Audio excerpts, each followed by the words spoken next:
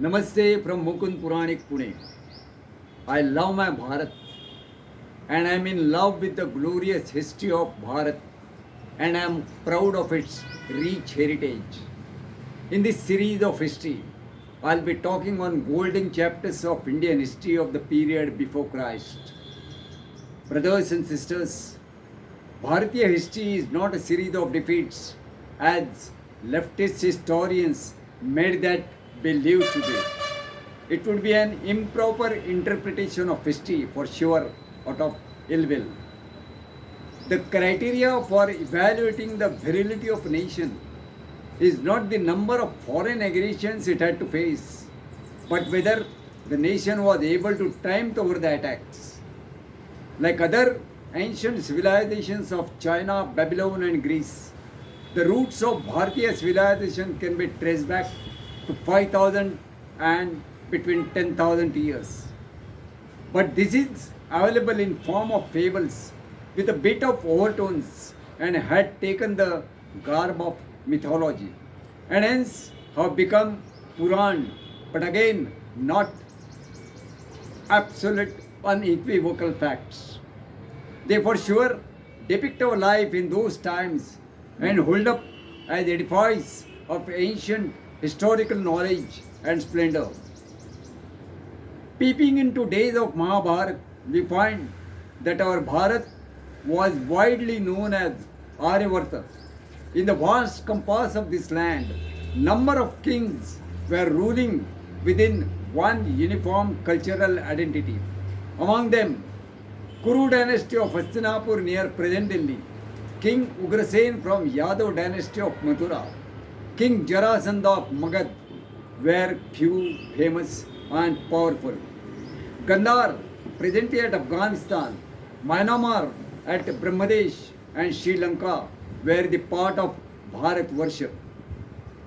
There were fights among them, but only to establish Suraj. Nevertheless, they were a part of the inseparable Bharat worship. The idea of India as Bharat is not a post-independence thinking per se. The Rigved defined the geographical existence of Bharat worship as well as the Sapta Sindhu, a land encompassing 7 rivers. The Vishnu Puran, composed in the 2nd century BC, states that the land lies to the north of the ocean and south of the snowy mountains is called Bharat.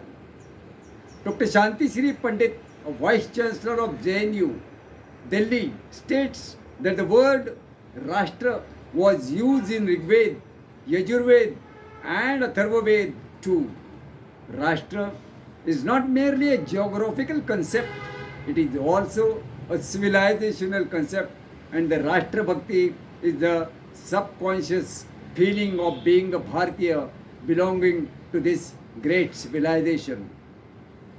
Hundreds of glorious epochs can be found in the beginning and around the time of Chandragupta Maurya. In the fields of splendor, theology, poetry, music, architecture, and prowess, etc.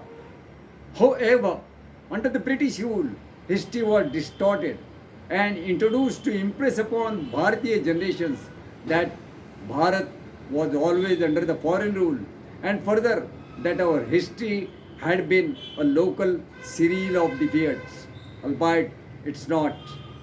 Rightly called the classical age of India, this period of Indian history from AD 320, when Gupta Empire was founded, saw a springtime burst of flowers in all spheres of life.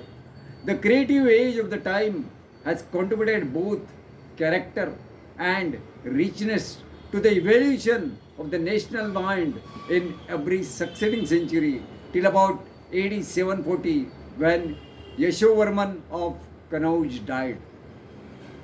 Suitably, this period can be divided into two. One from AD 320 to AD 467 when Emperor Skandagupta died, and the other from AD 467 to AD 740. The second period held precarious sway over the northern India. Brothers and sisters, empires rise, they decline and fall. Yet, in all this period of glory, it is necessary to assess the nature and direction of the momentous forces worked through the life of our country in order to appreciate the fulfillment which they sought and, of course, the lessons it taught us. Throughout the history of India, the process of integration owes its origin to Aryan culture and operates by virtue of the momentum which the value of that culture possesses.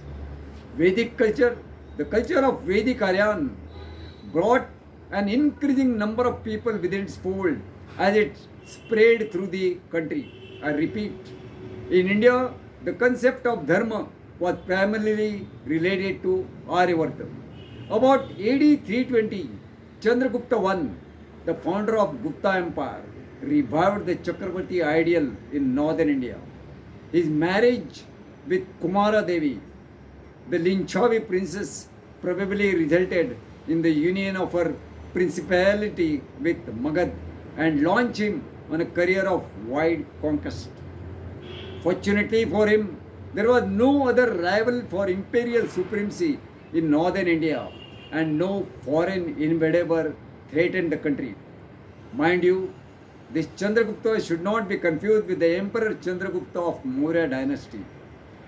Placed between AD 335 to 380, Samudragupta, the next emperor, laid the foundation of an irresistible military machine which probably included a navy. With his large standing army, he wiped out the feeble kings and the unimpressive republics of the Gangetic Basin. The territory from Haridwar to the borders of Assam was consolidated into a compact homeland under a perfect system. Samudragupta's sacred horse, followed by his army, extracted tribute from the kings ruling in most parts of the country. He reached the zenith of his power when he performed the Ashwamedh sacrifice and gave splendidly generous donations. Samudragupta, a brilliant general, a patron of the arts and letters, became the symbol and architect of a mighty creative urge among the people. Samudragupta was succeeded by his no less brilliant son Chandragupta II, known as Vikramaditya, acclaimed as the greatest of the Gupta emperors. In his reign, which is placed between AD 376 and 414, the last vestige of foreign rule disappeared from the land, and the direct sway of Patliputra extended from the Bay of Bengal to the Arabian Sea. It was no coincidence that the country to the south of the Narmada was dominated by two friendly powers, Vakatakas and Pallavas, who shared the Gupta's enthusiasm for strengthening Dharma. A daughter of Chandragupta II was married to one of them, and hence Vakatakas continued in subordinate alliance with Guptas.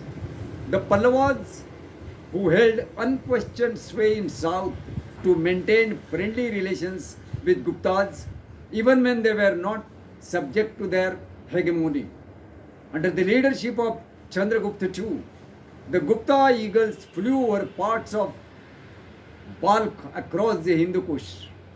Chandragupta was succeeded by his son Kumar Gupta, AD 415 to 455, and later by his grandson Skandagupta, AD 455 to 467, who inflicted a defeat on the invading Huns.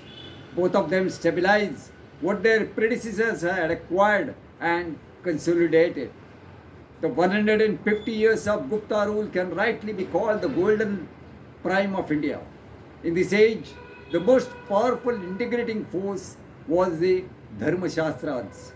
They provided the basis of Aryan society, prescribed laws of inheritance and of civil and criminal justice, and laid down rules to govern all major situations from birth to death. Of them all, Manusmriti was held in the highest sanctity. Manusmriti envisaged a fourfold order of social groups, what is known as Chatur Varnya.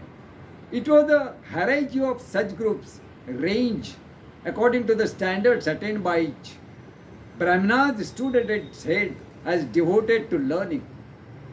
The hierarchy was professional and not racial one and not acquired by birth too.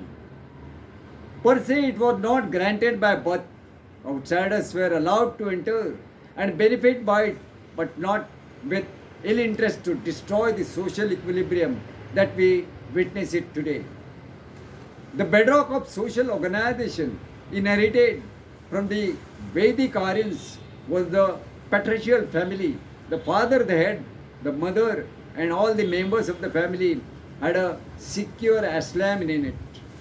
Caste mixed in marriage with comparative freedom was very common. The Dharma Shastras were not enforced to the point of the sword. Sanskrit, a living language, was the living embodiment of the Dharma and a powerful integrating force. For instance, the works of Kalidas, a contemporary of Chandragupta II, Vikramaditya, became the model of literary beauty. Under the Gupta emperors, the Mahabharata acquired a unique position as an integrating psychological force.